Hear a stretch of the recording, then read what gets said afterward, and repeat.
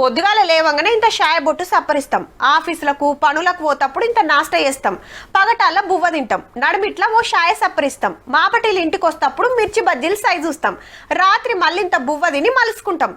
ఎవరైనా ఇవే తింటారు అంటూరులే. కొందరు ఆఫీసర్లకు గవేం కమ్మగా అనిపించేటట్టు లేదబ్బా, అందుకే గివ్విటికి ఎగబడ్డారు. ఇంత అన్యాయం ఉంటాదే అనిల్ అన్నాక గరీబుల కాడ లంచం ఎట్లా తీసుకోబుద్దయింది.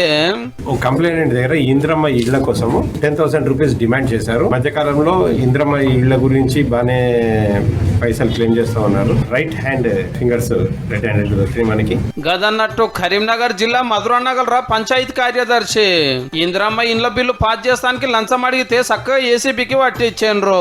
ఇండ్ల కోసం ఏండ్ల సంధి ఎయిటింగ్ చేయంగా ఇప్పుడు సర్కారు వాళ్ళు 5 లక్షల ఆసరైతే నడిమిట్ల కొందరు గిట్ల మోపయ్యండ్రు. ఈయననే కాదు ఇంద్రమ్మ ఇండ్ల కోసం లంచం అడిగిన ఇంకా కొందరు ఆఫీసర్లను కూడా సస్పెండ్ చేసింది సర్కారు.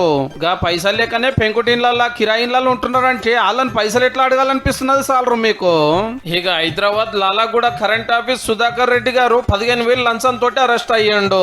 సింగిల్ ఫేస్ మీటర్ ను 3 ఫేస్ కు మార్చమంటే పైసలు అడిగిండట పనివంతుడు.